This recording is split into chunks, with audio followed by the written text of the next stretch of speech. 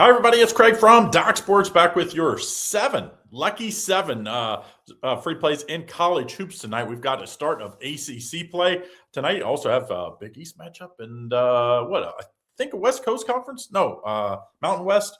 So we've got 7 plays, though. Before I get to them, don't forget, if you want in on my top plays, a couple different ways to do it, but the easiest is to get on my all sports plays. The only way to do it is text your name to this number right here. Text your name.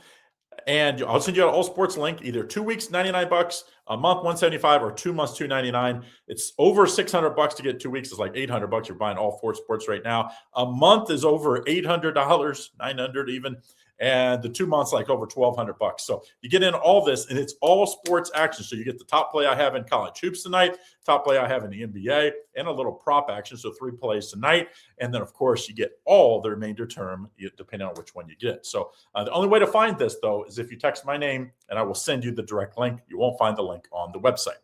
Okay, let's get right back to it. Let's start us off. Pitt and Miami here in the ACC. And Miami's on a rebuilding year. You have a new coach, and you're 10.5-point favorite. I couldn't believe this line. Miami's favorite 10.5, total 148.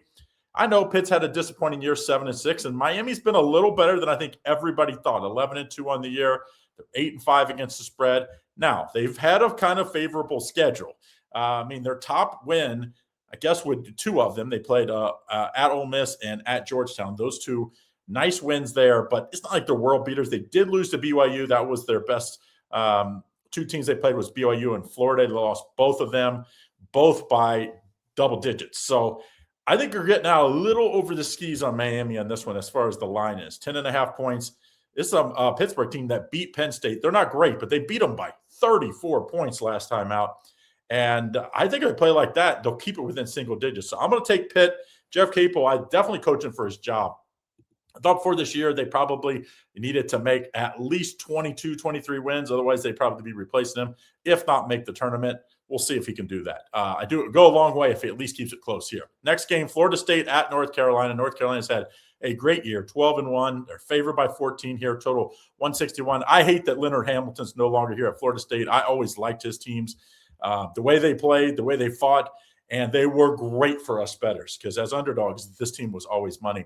It's a big, rebuilding year here, and they've had a couple nice wins, but they've also had some ugly losses. They had an ugly loss against Houston by 25. Dayton beat them, and that's a good Dayton team, but beat them by 18 points.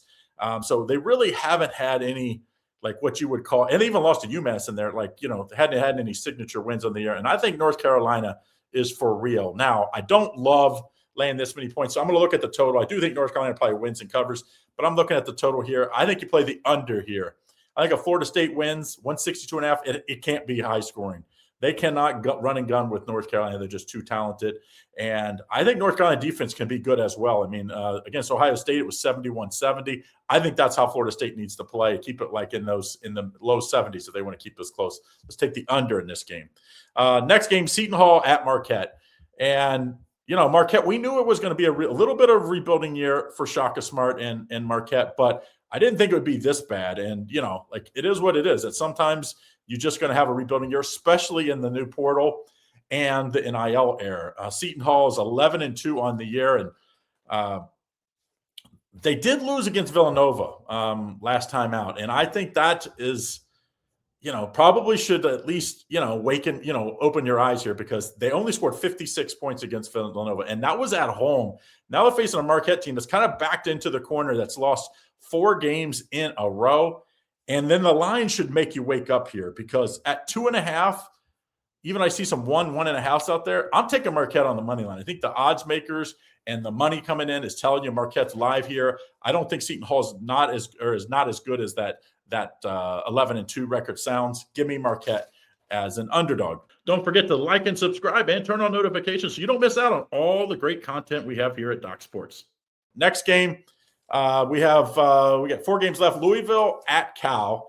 And this is a Louisville team that's looked great at home, but they've had some ugly losses. They're 10-2, but their 2 losses were really to their 2 true road teams that they played on the year. And I think that spells trouble here. Can they overcome that? They got beat by 21 at Tennessee and 9 at Arkansas. Now, Cal isn't either one of those teams. I'm going to make it very clear. But they don't have to be. They're getting 7.5 points. And I think if Cal plays well, I think they keep close. They've already beat Utah and UCLA, Cal. And I think that UCLA team is going to be pretty good. I don't think Utah's very good, but I do think that. And they only lost the 3 at Kansas State. So I think Cal will keep it within the 7.5 here. And a lot of it's a play against Louisville, as on the year they've had 2 true road games. They've lost them outright and against the spread. Notre Dame at Stanford. This is a Notre Dame team that I've had circled all year long. They've had a couple nice wins already. It's like, I do think they're probably going to be in that 5th through 8th spot in the ACC, so I don't expect them to make the tournament. But they're going to be a feisty team against the spread. And I know Stanford's 11-2 in the year.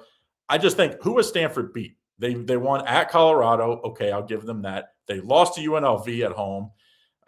That's really it as far as quality teams. Like, I just don't believe in their schedule. So I think you're having to lay extra points because they're just raw record. And, you get Notre Dame off of that ugly loss to Purdue Fort Wayne by 3 at home.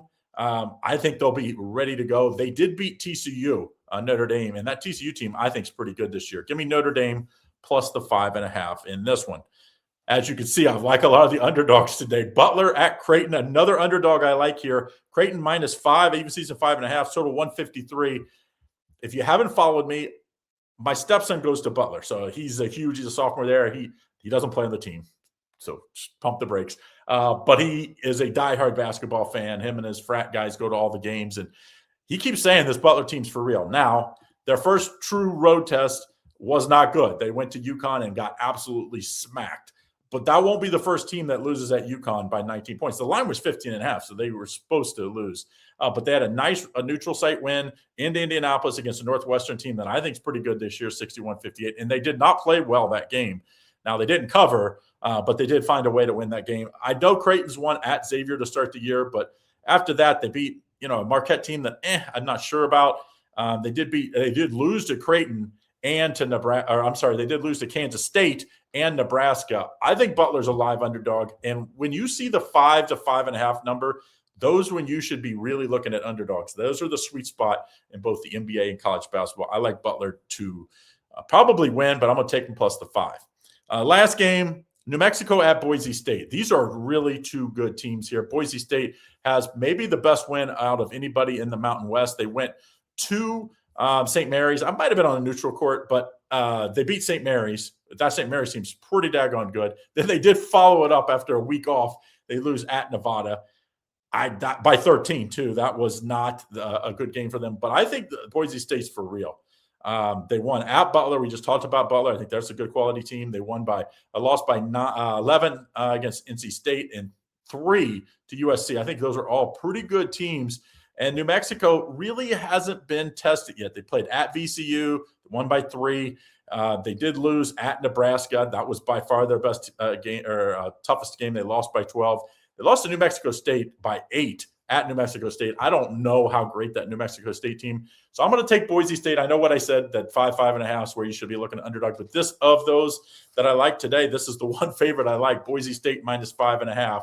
I think it's going to be a really good game, but I think Boise State makes some free throws down the stretch to get the cover. Now, don't forget, if you want to get in on my top play and get all sports action. So today I have 3 plays. I have one in college hoops, one in the NBA, one as a prop. You get all 3 of them, all sports. Only way to get all sports plays, if you text my name or text your name to this number, 740-760-1131. I'll send you the link. You get 2 weeks. It's usually $99 per sport, so about $600 to $800, depending on what sports you get. You get them all for just $99 for 2 weeks. And then the month, $175, or the 2 months, $299. Once again, those are all sports, huge discounts. So make sure you get in on that.